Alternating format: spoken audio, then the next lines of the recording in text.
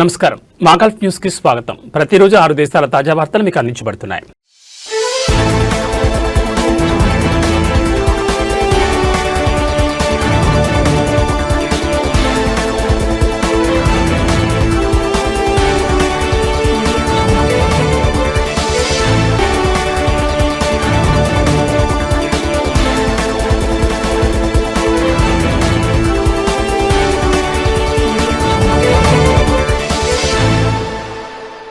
Iran మరియు GCC దేశాల్లో చిక్కుకుపోయిన తమ పౌరులు సురక్షితంగా ఒమన్ చేరారని ఒమన్ విదేశాంగ మంత్రిత్వ శాఖ ప్రకటించింది.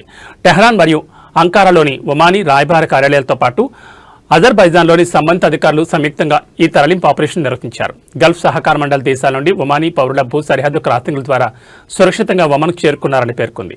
సంబంధిత అధికారులు మరియు విదేశాల్లోని ఒమానీ రాయబార కార్యాలయాలతో మంత్రిత్వ శాఖ 24 గంటల పాటు సమన్వయంతో తరలింపు ఆపరేషన్ నిర్వహించారని తెలిపింది.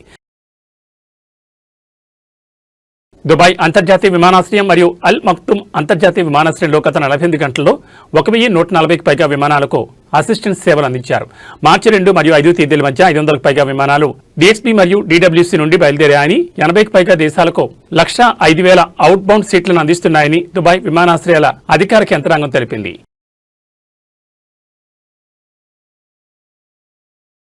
కువైట్ వైమానిక రక్షణ వ్యవస్థలు ఫ్రైడే ఎర్లీ మార్నింగ్ లో కువైట్ రాష్ట్ర గగనతలంలోకి ప్రవేశించిన శత్రు క్షిపణులు మరియు డ్రోన్లను సమర్థవంతంగా అడ్డుకుని ధ్వంసం చేశాయి. ఈ మేరకు కువైట్ రక్షణ మంత్రిత్వ శాఖ అధికార ప్రతినిధి కల్నల్ సౌద్ అబ్దుల్ అజీజ్ అల్ అత్వాన్ ఒక ప్రకటనలో తెలిపారు. కువైట్ వైమానిక డిఫెన్స్ సిస్టమ్ కువైట్ గగనతలంలోకి ప్రవేశించిన క్షిపణిని విజయవంతంగా అడ్డుకున్నాయని పేర్కొన్నారు.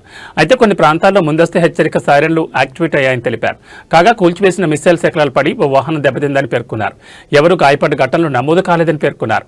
కువైట్ సాయుధ దళాలు తమ రక్షణ విధులను పూర్తి సామర్థ్యం మరియు సంసిద్ధతతో కొనసాగిస్తున్నాయని కల్నల్ అల్ అత్వాన్ ప్రశంసలు కురిపించారు. ఖతార్ ఉప ప్రధానమంత్రి మరియు రక్షణ వ్యవహారాల సహాయ మంత్రి Sheikh Saud bin Abdul Rahman bin Hassan Al Thani defence operation సెంటర్ను సందర్శించారు. ఈ సందర్భంగా Qatar Emiri air defence forces commander major general Mohammed Mubarak Al షష్వానీ ఆయనకు స్వాగతం పలికి డిఫెన్స్ సెంటర్ ప్రత్యేకతలను వివరించారు. అనంతరం ఎయిర్ డిఫెన్స్ వ్యవస్థల సంసిద్ధత స్థాయిని సమీక్షించారు. దేశ గగనతలం మరియు ప్రాదేశిక జలాల భద్రత, రక్షణ పెంచడానికి తీసుకుంటున్న చర్యల గురించి అడిగి తెలుసుకున్నారు. ఆయనతో పాటు Qatar armed forces chief of staff lieutenant general Jassim bin Mohammed Al Mannai ఉన్నారు. గగనతల మూసివేత కారణంగా వేలాది మంది పర్యాటకులు మరియు సందర్శకులు యూఏఈలో చిక్కుకుపోయారు. అయితే వారికి అవసరమైన వైద్య సహాయం అందించడానికి ఆరోగ్య సంరక్షణ సంస్థలు మరియు పలు కమ్యూనిటీ ముందుకొస్తున్నాయి. కొందరు కన్సల్టెన్సీ సేవలను అందించగా మరికొందరు అత్యవసర మందులు మరియు పరీక్షలను అందించడానికి సిద్ధంగా ఉన్నారు. హురాయిలోని పాకిస్తాన్ అసోసియేషన్ ప్రాంగణంలో ఉన్న పాకిస్తాన్ మెడికల్ సెంటర్ ఇటీవలి గగనతల మూసివేతల కారణంగా చిక్కుకుపోయిన ప్రయాణికులకు ఉచిత వైద్య సహాయం అందిస్తోంది. PMC medical director doctor Nazim Sabir మాట్లాడుతూ వైద్య సహాయం అవసరమైన ఏ ప్రయాణికుడికైనా కేంద్రాన్ని సంప్రదించవచ్చని తెలిపారు.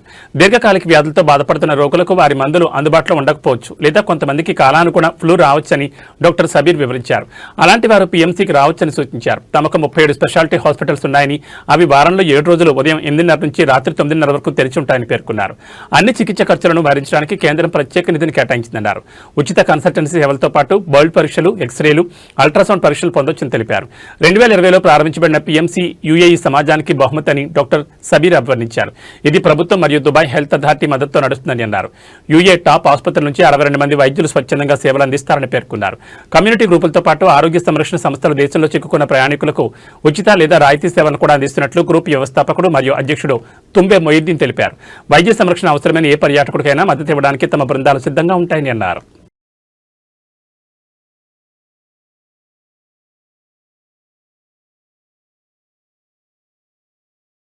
ఖతార్లో సైనిక సంఘర్షణలకు సంబంధించిన ఆన్లైన్లో తప్పుదారి పట్టించే సమాచారం మరియు పుకారాన్ని వ్యాప్తి చేసే వారిపై కొరడా జల్పిస్తున్నారు.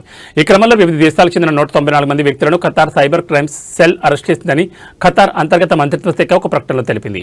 వీడియో క్లిప్లను తీసి ప్రసారం చేయడం మరియు సంబంధిత అధికారులు జారీ చేసిన సూచనలకు విరుద్ధంగా ప్రజాభిప్రాయాన్ని రెచ్చగొట్టడానికి మరియు తప్పుదారి పట్టించే సమాచారం, పుకార్లను ప్రేరేపించే విధంగా నిందితులు ప్రయత్నించారని వెల్లడించింది. ప్రజాభిప్రాయాన్ని రెచ్చగొట్టే విధంగా లేదా వారిని తప్పుదారి పట్టించేలా కంటెంట్ లేదా విషయాలను ప్రచురించే, ఉల్లంఘించే వారిపై చట్టపరమైన చర్యలు తీసుకుంటామని అంతర్గత మంత్రిత్వ శాఖ హెచ్చరించింది.